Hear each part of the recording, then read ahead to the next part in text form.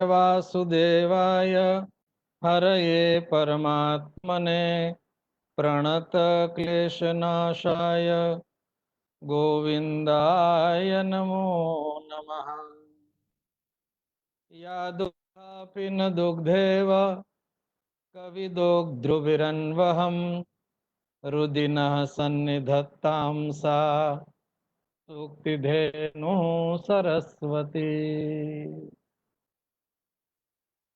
श्री सोमनाथ संस्कृत विश्वविद्यालय वेरावल की ओर से संस्कृत कवि परिचय व्याख्यान माला इस कार्यक्रम का आयोजन किया गया है। इस व्याख्यान माला के उपक्रम में आज हम श्री हर्ष कवि के विषय में डॉक्टर रविंद्र कुमार खांडवाला जी से व्याख्यान श्रवण करेंगे। डॉक्टर रविंद्र कुमार खांडवाला जी का परिचय वीडियो हमने श्री सोमनाथ संस्कृत यूनिवर्सिटी के फेसबुक पेज पर पहले से अपलोड कर रखा है। इस व्याख्यान के लिए मैं अब सादर आमंत्रित करता हूं डॉक्टर रविंद्र कुमार खांडवाला जी को कि कवींद्र हर्ष विषये व्याख्याने रुद्य कर्मणि स्वागतम श्री रविंद्रस्य नरेंद्रो विदधाम्यहम्। डॉक्टर रविंद्र खांडवाला जी से नम्र निवेदन है कि वे कवि श्री हर्ष इस विषय पर व्याख्यान प्रस्तुत करेंगे। डॉक्टर रविंद्र कुमार खांडवाला जी। बहुत बहुत धन्यवाद पंड्या जी।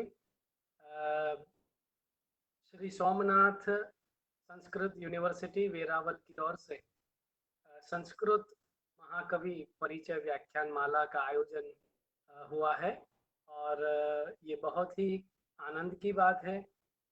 सभी विद्यार्थियों के लिए भी ये बहुत ही कारक उपक्रम रखा गया है।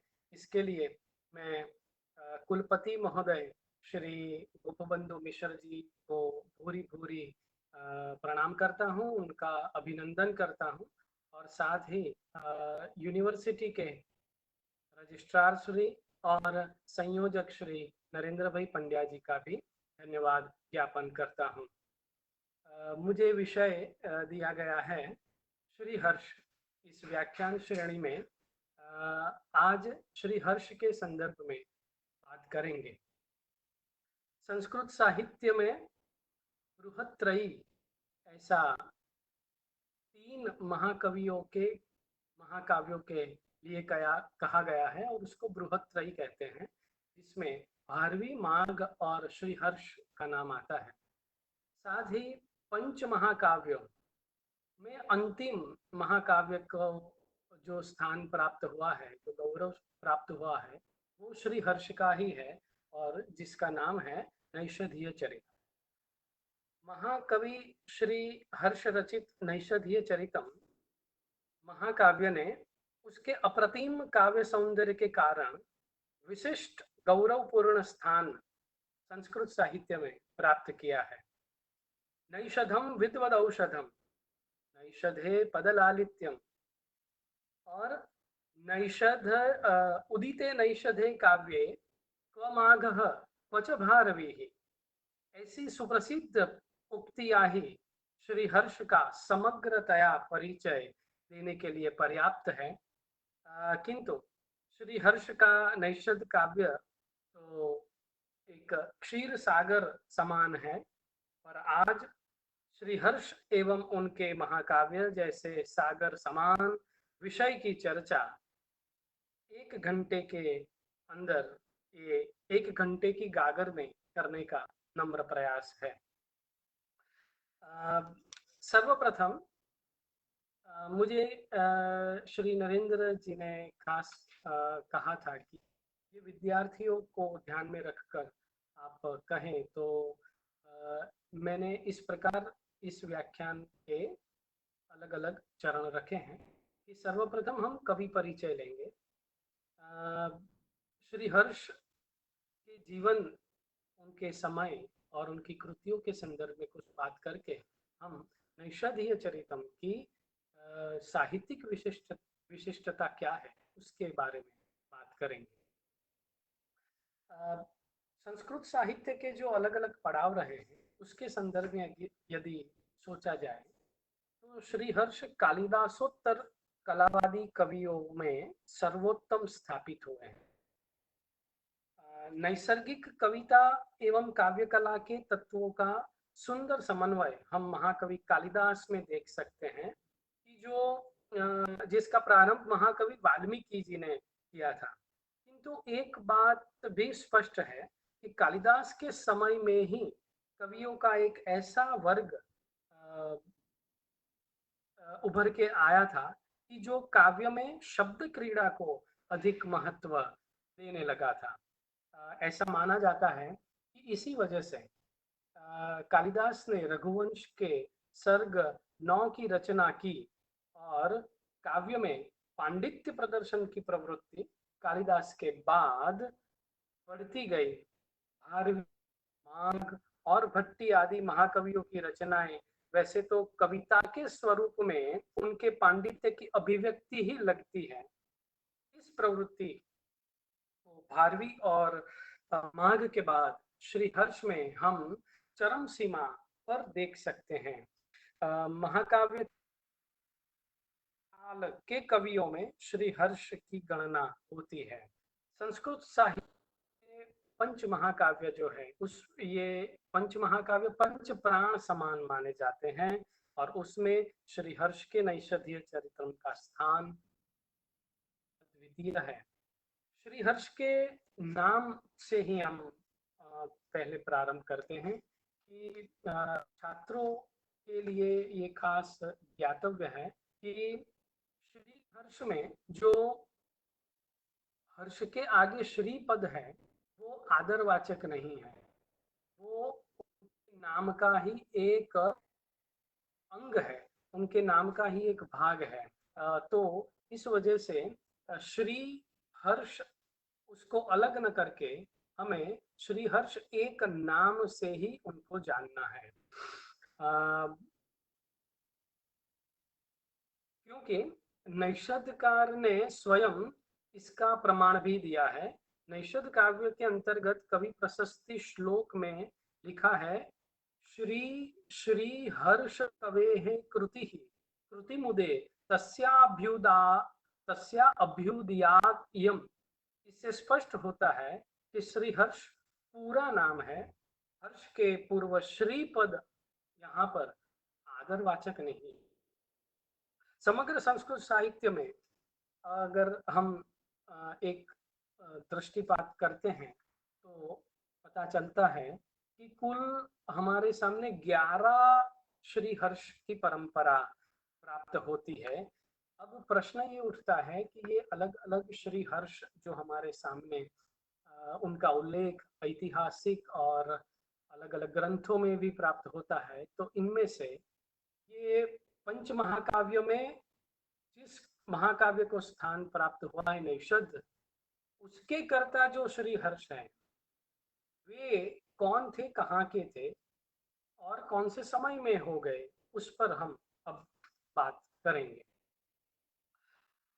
तो किसी भी सर्जक के जीवन समय के विषय में जब विचार करने का अवसर आता है तो विद्यार्थियों को ये ध्यान में रखना चाहिए कि जब आप कभी किसी कवि के जीवन में संशोधन करने के लिए प्रवृत्त होते हैं, कौन से काल में हो गए, उसके लिए अगर आपको जानने का प्रयत्न करेंगे, उसके दो रास्ते हैं। एक बाह्य प्रमाण है और दूसरा है आंतरिक प्रमाण। उस कवि के विषय में उस कवि के ग्रंथों के अलावा बाह्य कौन कौन से सर्जकों ने या किसी पंडित ने कुछ कहा है, उनका उल्लेख किया है, तो उसके आधार पर हम उनका समय निर्धारण कर सकते हैं और उनके जीवन के बारे में भी पता कर सकते हैं। उसी प्रकार दूसरा मार्ग जो है वो कवि की स्वयं की कृति। उस कृति के अंदर कुछ ऐसी बातें हैं जो कवि ने लिखी है वो किसी राजा का नाम लिखा है, किसी नगर का वर्णन किया है, तो उसके आधार पर भी हम उसके जीवन और समय को निर्धारित कर सकते हैं। तो यहाँ पर हम ये 11 हर्षों में से हमारे श्री हर्ष कौन से हैं, उसके बारे में विचार करते हैं। तो हमें इस पर विद्वानों ने काफी संशोधन किया है।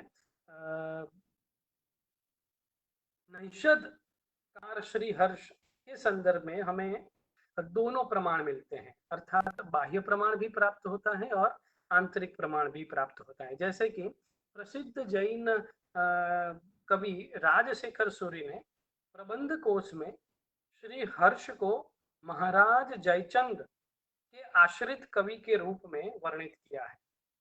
ये वही जयचंद है जो संयुक्ता या संयोगिता का पिता था और पृथ्वीराज ने इसी संयुक्ता का हरण किया था, जो इतिहास प्रसिद्ध है। अब हमें इससे ऐतिहासिक बात ये प्राप्त होती है, तो जयचंद का समय तो निश्चित है, वे 1156 से 1193 में हो गए। अतः श्री हर्ष का कार्यकाल 12वीं शताब्दी के उत्तरार्ध में होना चाहिए। इसका आंतरिक प्रमाण हमें इस प्रकार प्राप्त होता है।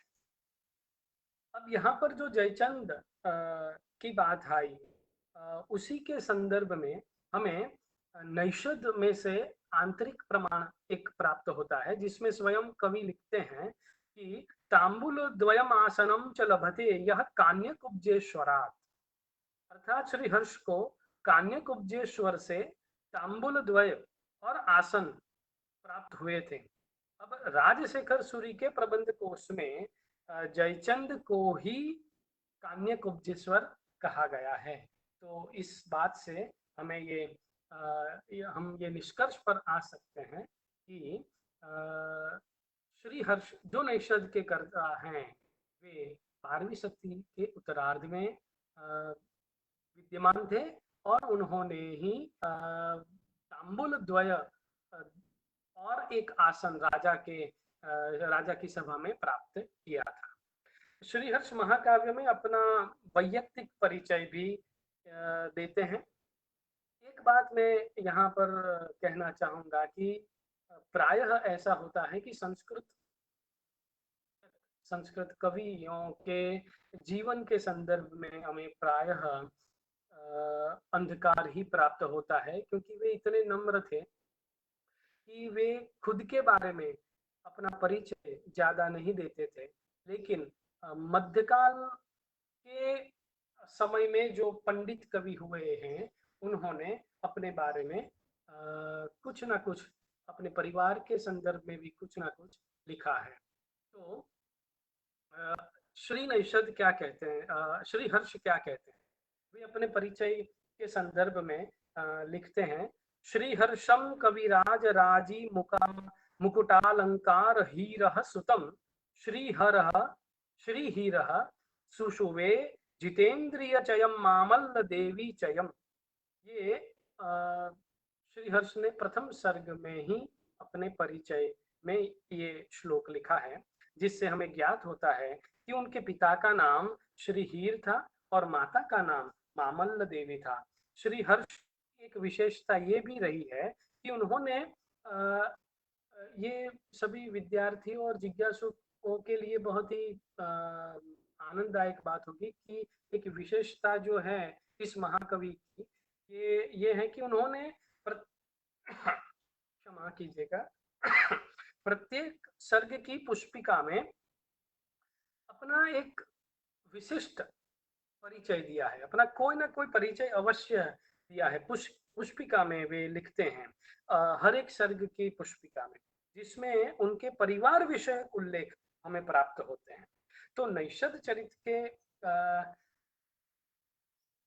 जैसे मल्लिनाथ ने अलग अलग टीकाएं लिखी, वैसे नैषद काव्य पर भी टीकाएं लिखी गई है, मल्लिनाथ सूरि ने भी लिखी है।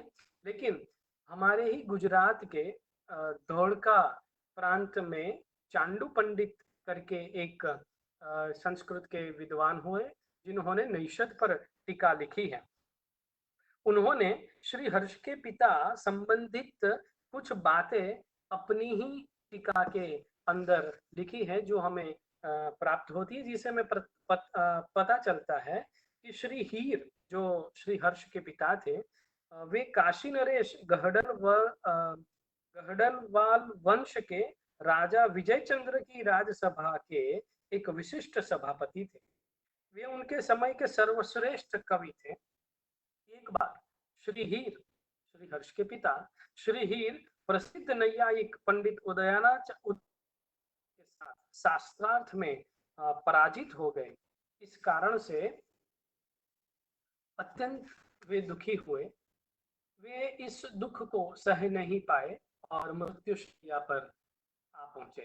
तब उन्होंने अपने पुत्र श्री हर्ष को बुलाकर अपने प्रतिद्वंद्वी पंडित को शास्त्रार्थ में पराजित कर उनके मन के संताप को दूर करने के लिए कहा। श्री हर्ष ने भी मरणासन्न पिता को वचन दिया कि मैं आपको इस दुख से मुक्त करवाऊंगा। श्री ये हमारी भारतीय परंपरा देखिए कि अब एक पुत्र अपने मरणासन्न पिता को वचन देता है, उसको वो कैसे निभाता है और किस प्रकार एक सामान्य युवक से एक महाकवि, एक पंडित कवि बनता है, उसकी सफर यहाँ से शुरू होती है।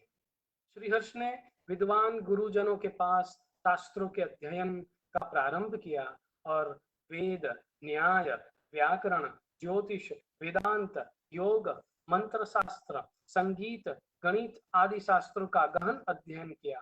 तत्पश्चात गंगा के तट पर गुरु प्रदत्त चिंतामणि मंत्र का 1 वर्ष तक जप अनुष्ठान किया। फलतः उन्हें देवी महात्रिपुर सुंदरी का दर्शन प्राप्त हुआ और देवी प्रसन्न होकर देवी ने उन्हें अपूर्व विद्वत्ता एवं अद्वितीय पांडित्य का वरदान दिया। श्री हर्ष देवी से वरदान प्राप्त करके राजा विजय चंद्र की राजसभा में पहुंचे, पर अफसोस उनकी दीप्तिमंत प्रतिभा युक्त वाणी को कोई समझ नहीं पाया। परिणाम स्वरूप निराश होकर उन्होंने पुनः देवी की उपासना प्रारंभ की। अब देखिए, ये हमारी भारतीय संस्कृति का एक पहलू कि एक व्यक्ति तप करके, अनुष्ठान करके, देवी को प्रसन्न करके इतनी विद्वत्ता, इतना पांडित्य प्राप्त कर लेता है कि उसको जब लोगों के सामने बात करने के लिए वो खड़ा होता है, प्रकट होता है, तो उसकी भाषा को, उसकी पांडित्यपूर्ण भाषा को समझने के लिए कोई तैयार नहीं। परिणाम स्वरूप वो फिर से देवी के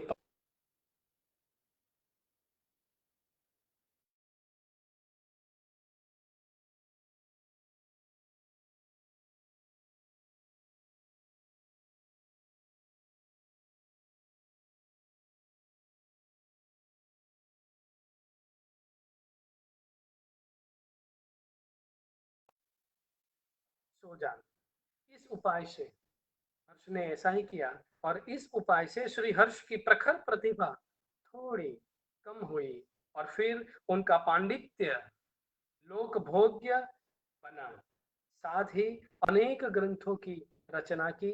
अब पुनः वे विजय चंद्र की सभा में गए और अपने पिता के प्रतिस्पर्धी उदयनाचार्य से शास्त्रार्थ के लिए आह्वान किया। अपने पिता के प्रतिद्वंद्वी पंडित को देखकर श्री हर्ष ने कहा, सभा में गए और वहां पर उन्होंने कहा, साहित्य सुकुमार वस्तुनि दृढ़ न्याय ग्रह ग्रंथि ले तर्के वामयी संविधातरी समम लीलायते भारती शय्या वास्तु मृदु तरत छदवती दर्भांकुरैरास्तृता भूमिर्वा हृदयंगमो यदिपतिस्तुल्या रतिर्योषिता। अर्थात सुकुमार कथानक वाले साहित्य की शैया अर्थात रचना हो, या दृढ़ न्याय की ग्रंथियों से युक्त तर्क शास्त्र की रचना हो। जब मैं रचनाकार बनता हूँ तब सरस्वती तो एक समान ही रमण करती है, एक समान ही। क्योंकि यदि पति रुचिकर है तो कोमल शैया हो या दर्भांकुर से आच्छादित जमीन, स्त्रियों को तो वो आनंद ही प्रदान करती है। यह सुनकर श्री हर्ष के अप्रतिम पांडित्य को जानकर श्री हीर के प्रतिस्पर्धी उदयनाचार्य ने अपना पराजय स्वीकार किया और श्री हर्ष की प्रशंसा की। कुछ विद्वान इस कथा के अतिरिक्त एक अलग से दंत कथा कहते हैं कि जब श्री हर्ष राजसभा में आते हैं तो ये उदयन आचार्य से जब उनकी मुलाकात होती है तो क्या होता है, तो वो भी बहुत ही रुचिकर है, बहुत ही रसप्रद है वो दंत कथा, जिसमें हमें श्री हर्ष का पांडित्य और कवित्व दोनों दिखता है।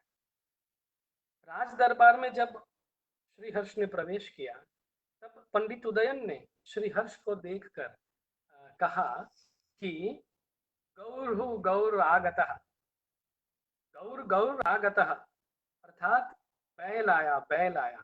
ऐसा कहकर उन्होंने श्री हर्ष करने का प्रयत्न किया। अब देखिए, बैल अगर हम किसी को बोलते हैं तो वो मूर्ख के अर्थ में प्रयुक्त होता है सामान्य व्यवहार में। श्री हर्ष ने अपने इस अपमान का उत्तर एक श्लोक तुरंत वहीं पर रच कर दिया। किम गवि गोत्वम उतागवि गोत्वम, किम गवि गोत्वम उत अगवि गोत्वम, यदि गवि गोत्वम नहीं मई गोत्वम, अगवि च गोत्वम तव यदि साध्यम, तव यदि साध्यम भवतु भवत्यपि संप्रति गोत्वम। अर्थात गोत्व गो में है कि अगो में, गोत्व बैल में है कि जो बैल नहीं है उसमें है।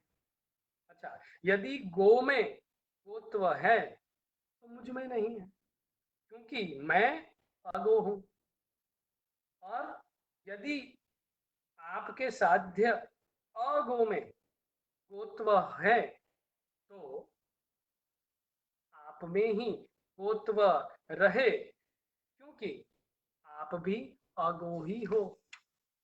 तो इस प्रकार श्री हर्ष ने बहुत ही चतुराई पूर्वक अपने पिता के प्रतिद्वंद्वी को एक सचोट उत्तर दिया। और अब हम श्री हर्ष के इस महाकाव्य के सर्जन के पूर्व, इस महाकाव्य के सर्जन के साथ जुड़ी हुई जो कथा है उसके बारे में बात करेंगे कि और वो बात गदाधर नाम के टीकाकार, नैषधीय चरितम के एक टीकाकार हैं गदाधर। उन्होंने इस नैषधीय चरितम की रचना के संदर्भ में एक कथा अपनी टीका में लिखी है। वे बताते हैं कि श्री हर्ष बनारस के राजा गोविंद चंद्र के दरबारी पंडितों में सर्वश्रेष्ठ थे। उन्होंने अपना जीवन दार्शनिक अध्ययन करने के लिए बिताया और खंडन खंड खाद्य जैसे ग्रंथ की रचना की। अन्य पंडित जिन्होंने अपने काव्य रचनाओं पर जिनको बहुत अभिमान था, वे श्री हर्ष की ईर्ष्या करने लगे और जब उन्होंने दरबार में प्रवेश किया तब उन्होंने उनका उपहास किया, श्री हर्ष का उपहास किया। और उपहास करते हुए उन्होंने कहा कि देखो ये कौन आ रहा है, तर्क रूपी शमी वृक्ष से परिपूर्ण ये शुष्क मरुस्थल का मूर्तिमान स्वरूप इस दरबार में आ रहा है। श्री हर्ष को इस बात की इस बात के बारे में पता चला कि जब वे सभा में आते हैं तब उनके बारे में ऐसा कहा जाता है। उन्होंने अपनी कार्य प्रदर्शित करने के लिए नैषधीय चरितम नामक महाकाव्य लिखा और राजा को भेंट स्वरूप दिया। राजा अत्यंत प्रसन्न हुए और उसके बाद श्रीहर्ष ने राजा को 2 आसन प्रदान किए, एक तर्कवादियों में और दूसरा साहित्यकारों में। राजा ने अपने 2 तांबुल द्वय भी श्रीहर्ष को दिए और श्रीहर्ष को कवि पंडित की उपाधि भी प्रदान की। एक बार श्रीहर्ष के बारे में कश्मीर से जुड़ी भी एक उनके जीवन की एक दंत कथा है जो बहुत ही महत्वपूर्ण है। एक बार श्रीहर्ष कश्मीरी पंडितों को विनती करने के लिए गए और उन्होंने कश्मीर के राजा के साथ अपना परिचय करवाने के लिए उन्हें अनुनय किया। पंडितों तथा स्वयं सरस्वती देवी ने इस महाकाव्य को प्रमाणित किया है। ऐसा प्रमाण पत्र उस जमाने में जब कश्मीर से दिया जाता था तब ये मोहर लगती थी कि ये अधिकृत महाकाव्य है। पर राजसभा के पंडितों ने श्रीहर्ष के प्रति द्वेष भाव से उनको ये कार्य करने में सहायता नहीं, तो इसलिए उन्होंने काशी नरेश माधव दास के पास श्री हर्ष की मुलाकात नहीं करने के लिए विलंब ही करते गए।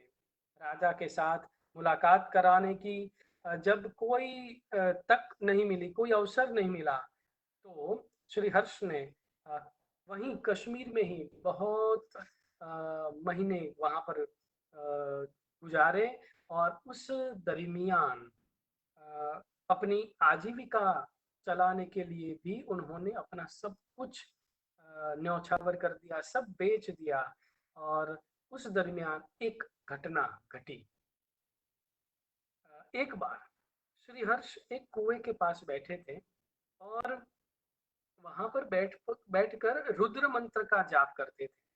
उसी समय वहां पर पनिहारी पानी भरने के लिए 2 दासी आई। ये दोनों दासियों ने कोई कारणवश कलह झगड़ा किया एक दूसरे के साथ और वो वहां से कलह करती हुई दोनों दासियां राजा के पास गई। अब राजा ने पूछा कि कोई प्रत्यक्ष साक्षी है कि नहीं जिन्होंने तुम्हारा कलह सुना, ताकि हम न्याय कर सके कि किसका अपराध ज्यादा है और किसका कम है। तो वहां पर लोगों ने देखा कि ये श्रीहर्ष वहां पर थे, तो उनको वहां पर राज दरबार में बुलाया गया। और लेकिन श्रीहर्ष ने कहा कि देखिए, मैं तो परदेशी हूँ, इनकी भाषा तो मैं नहीं समझता, लेकिन ये दोनों एक दूसरे को क्या क्या बोली थी वो मुझे स्मरण में है। मैं हूबहू उन्होंने एक दूसरे को जो भी कहा साद्यंत आपके सामने कहूँगा। तो अपनी श्रवण शक्ति के माध्यम से और अपनी स्मरण शक्ति के माध्यम से श्री हर्ष ने पूरा व्यक्त कर दिया राजा के सामने। राजा अत्यंत प्रसन्न हुए और अपने व्यक्तिगत जीवन के बारे में जब उन्होंने पूछा श्री हर्ष को, तब श्री हर्ष ने अपना परिचय दिया और अपने साथ घटित वो पंडितों ने जो उनको विलंबित किया वहां पर नहीं आने के लिए, वो सब उनको बताया।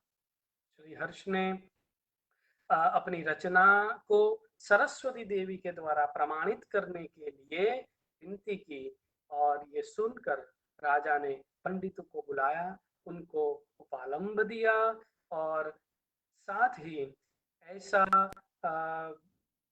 श्रीहर्ष कवि पंडित का उनको परिचय करवाया और कहा कि ऐसे कवि पंडित को मैंने इसके पूर्व नहीं देखा। पंडितों ने भी अपनी भूल स्वीकार की, पश्चाताप किया और उन्होंने राजा ने उनके घर जाने के लिए सभी व्यवस्था कर दी और पंडितों ने भी ये सब व्यवस्था में साथ दिया।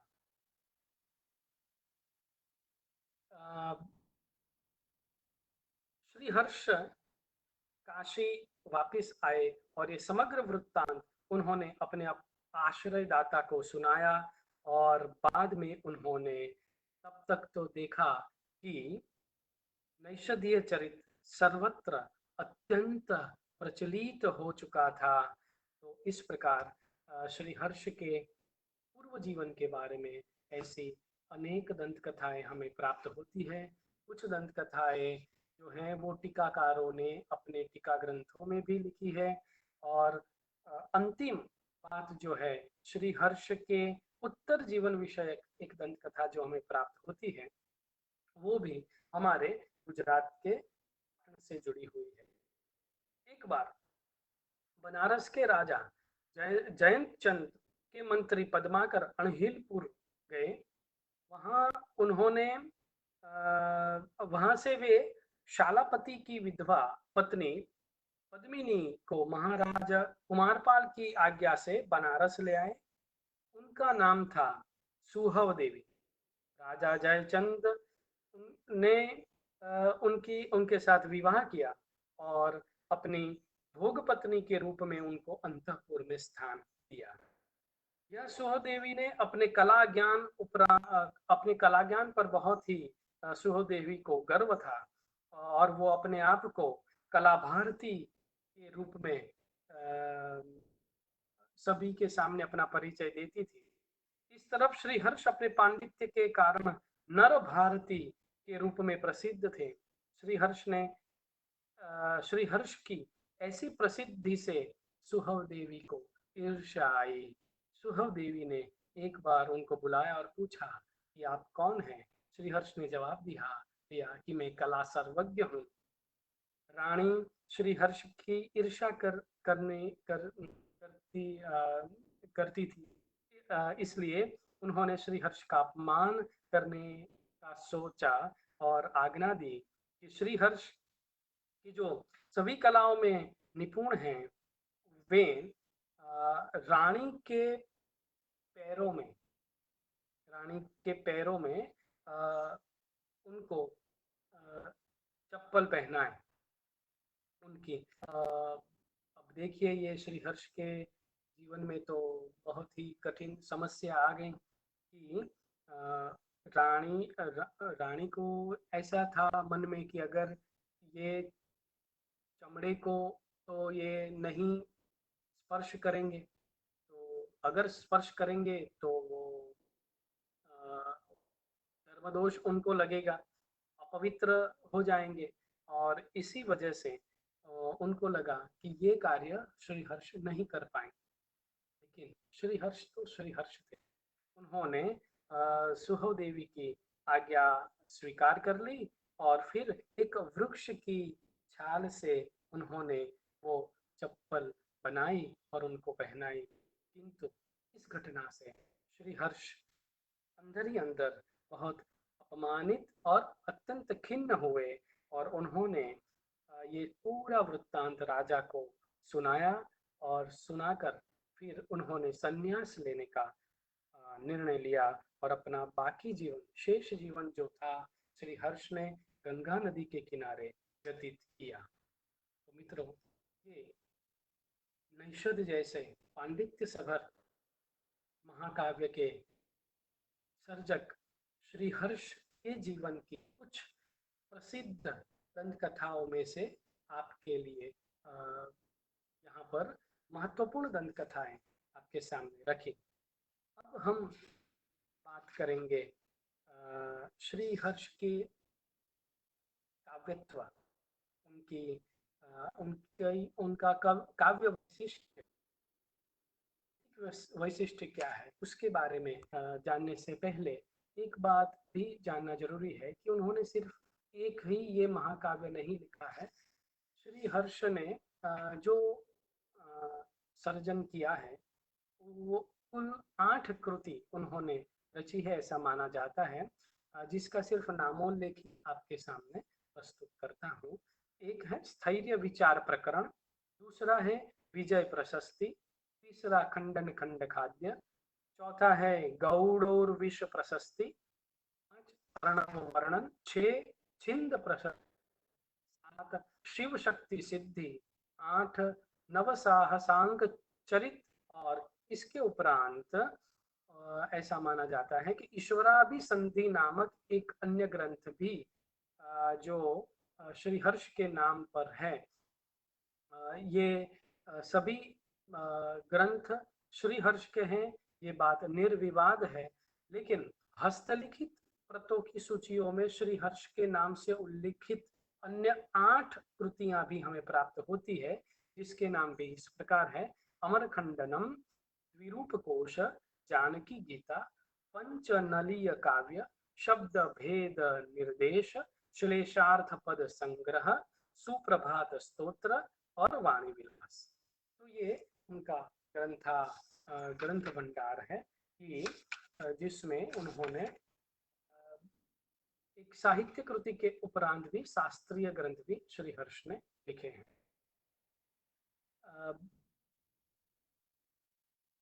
कालिदासोत्तर कलावादी कवियों में श्री जो है वो सर्वोत्तम कवि माने गए हैं। उनकी सुकुमार मार्ग की सरसता और विचित्र मार्ग की प्रौढ़ी का समन्वय करके उन्होंने नैषध जैसे अद्भुत महाकाव्य की रचना की।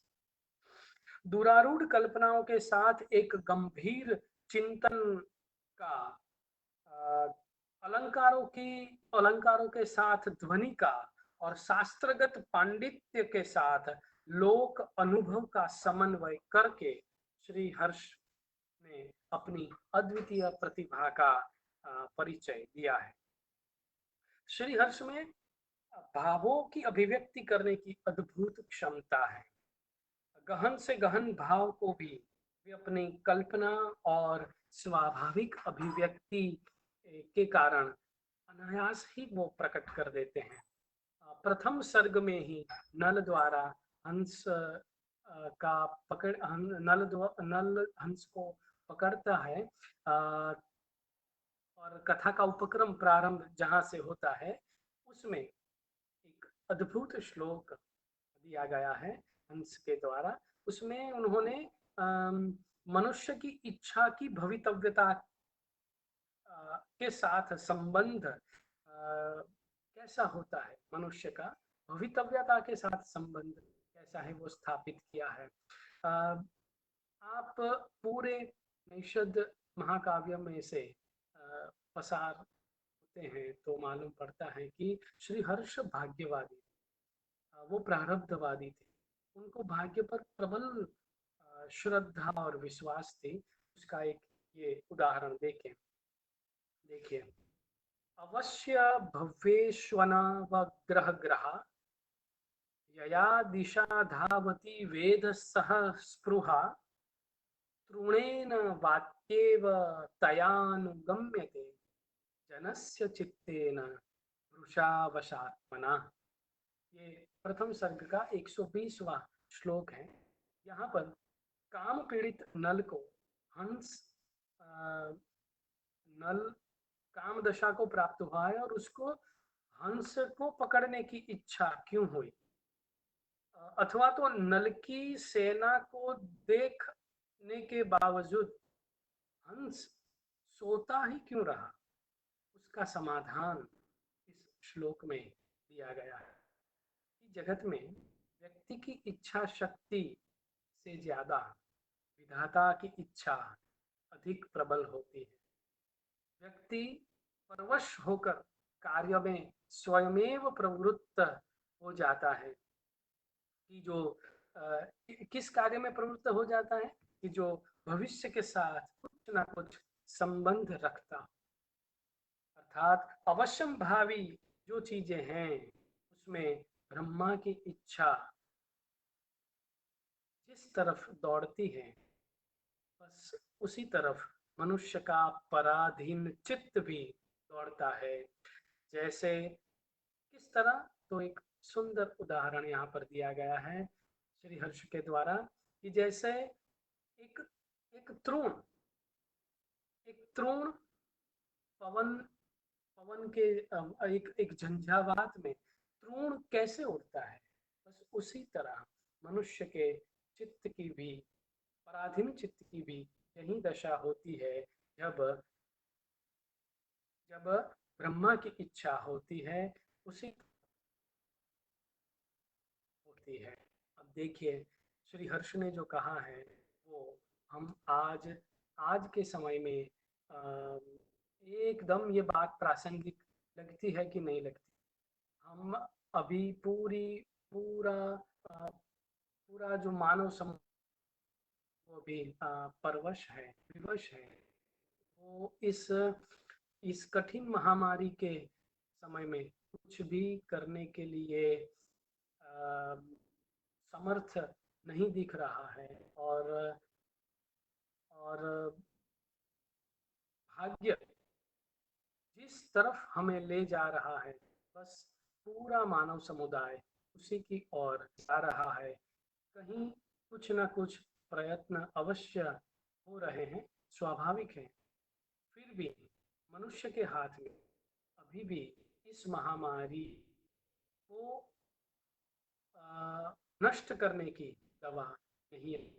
ये कैसे हो गया, कब हो गया, किसी को मालूम नहीं पड़ा। हम देखते ही रह गए और पूरे विश्व में ये महामारी फैल गई। तो भास भी मनुष्य का जीवन कैसा होता है, वो कहते हैं चक्रार पंक्ति रिव गच्छति भाग्य पंक्ति। चक्र की तरह, चक्र के आरे की तरह ऊपर नीचे भाग्य की पंक्ति जो है वो निरंतर चलती रहती है, वो हमारे बस में नहीं। तो भावों की अभिव्यक्ति श्री हर्ष के द्वारा बहुत ही उत्तम शब्दों में नैषधीय चरितम में व्यक्त की गई है। जब नल हंस को पकड़ता है और हंस की उक्तियों में जो आक्रोश और करुणा हम देखते हैं, ये हमें हंस की उक्तियों में दोनों भाव एक साथ देखने को यहाँ पर मिलता है।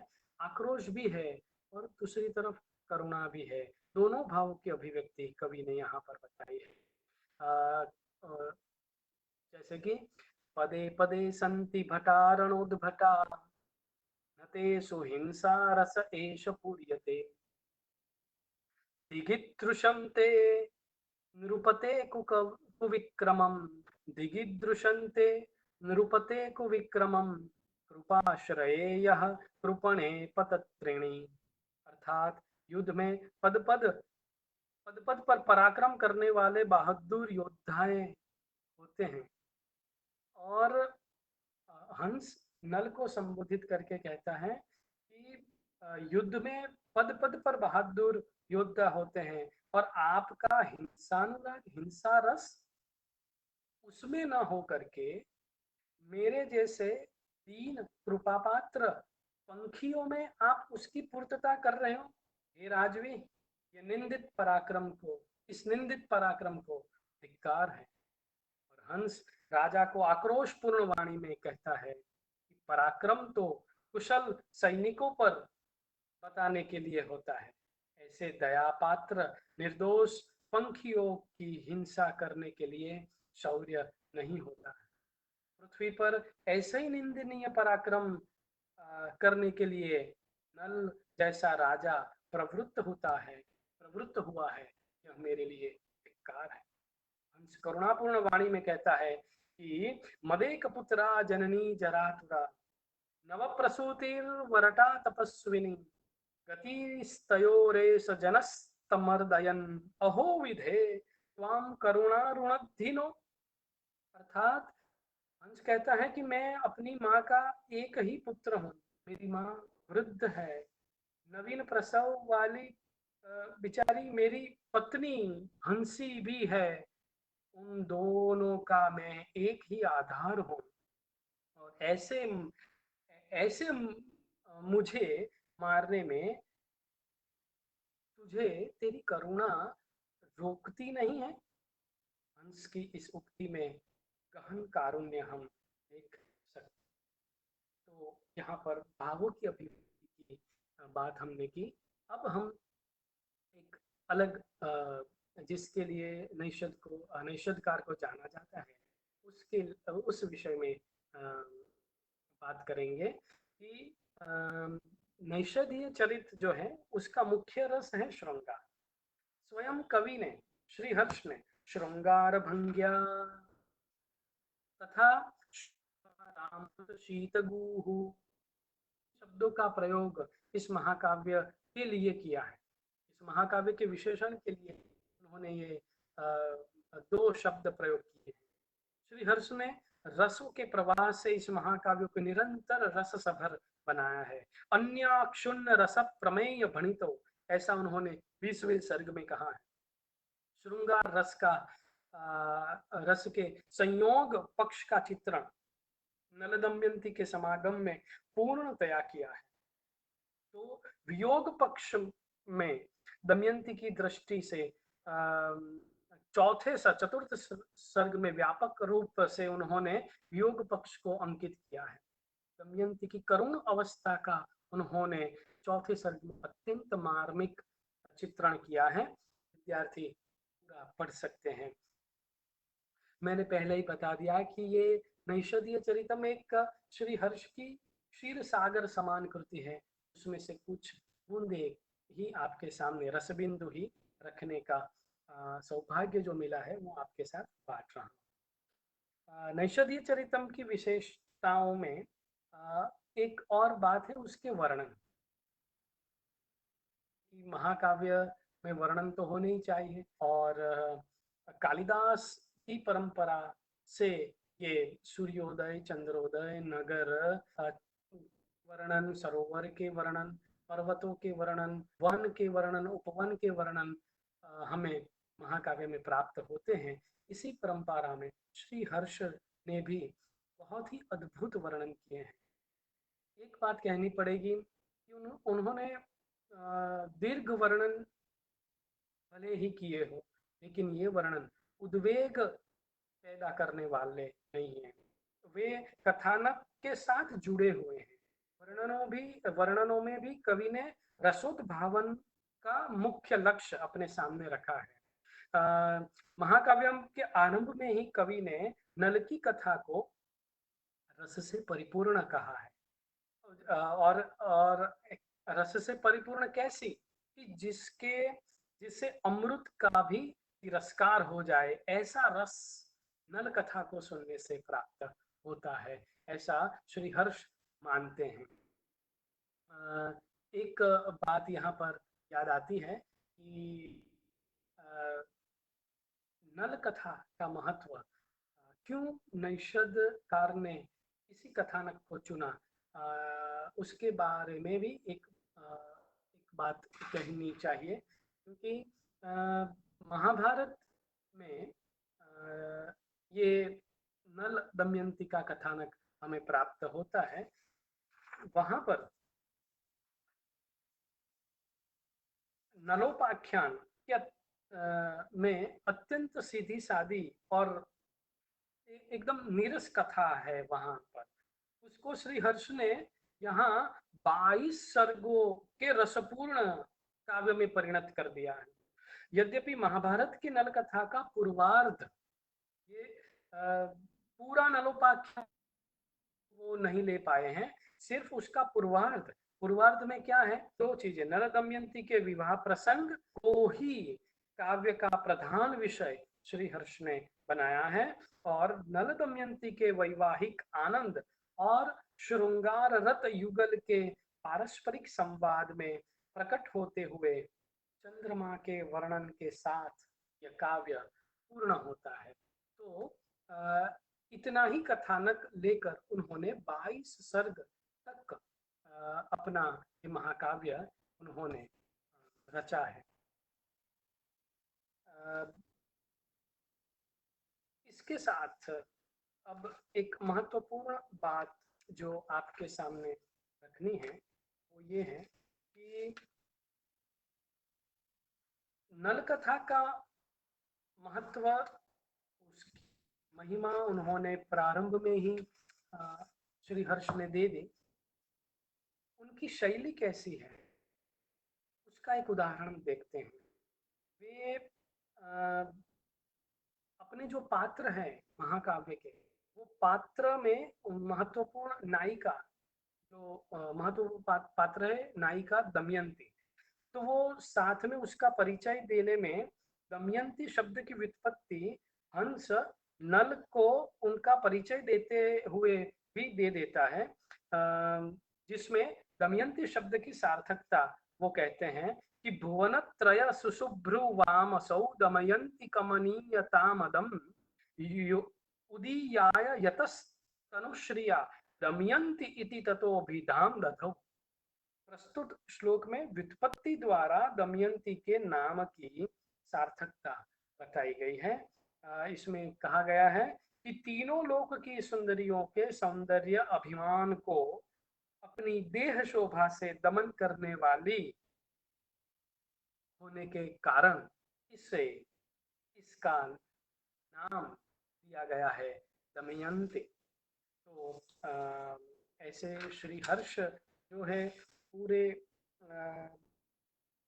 शब्दों के सौंदर्य को अलग ही दृष्टि से रखते हैं। नैषधकार अपने वक्रोक्ति के लिए भी बहुत सुपरिचित हैं। अलंकार का स्वाभाविक विनियोग उन्होंने पूरे महाकाव्य में किया है। पूरा महाकाव्य ही मानो अलंकारमय बन गया है। श्रेयस अलंकार तो सर्वत्र विद्यमान है।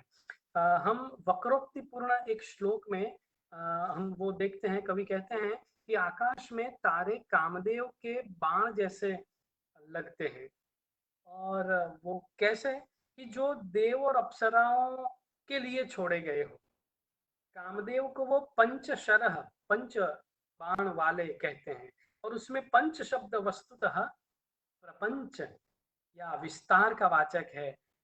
जैसे कि पंचानन, मोहाय देवाप्सरसां विमुक्ता स्तारा शरा पुष्पशरे शंके पंचास्यवत् पंचशरस्य नाम्ने प्रपंचवाची खलु पंच शब्द। तो जब हंस दमयंती को अपनी इच्छा प्रकट करने की विनती करता है, तब वो स्वयंवर में पूछता है कि कहाँ किस प्रदेश के राजा को तुम्हें चुनना है। तो उसमें हंस जो लंकापुरी, यदि लंकापुरी जाने की इच्छा हो, हंस कहता है, तो तू हमें कहे, हमें बताए।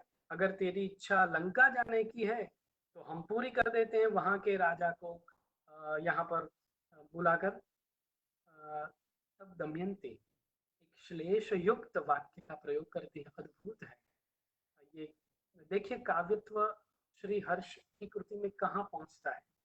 दमयंती एक छोटा सा वाक्य बोलती है कि चेतो न लंका मयते मदीयम, अर्थात मेरा चित्त लंका की ओर नहीं है, लंकामय नहीं है। मदीयम, मदीय चेतः न लंकामयते।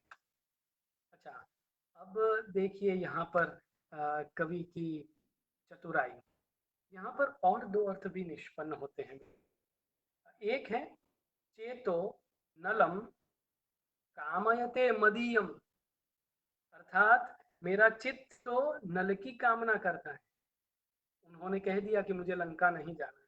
अच्छा, एक दूसरा अर्थ भी है, चेतो नलम, चेतो नलम के बीच में अवग्रह, चेतो नलम कामयते मदीयम, अर्थात यदि मुझे जो नल नहीं मिला, यदि मुझे नल नहीं मिला तो मेरा चित्त चेतो नलम, अग्नि की इच्छा रखता है, अर्थात मैं जल के मर जाऊंगी।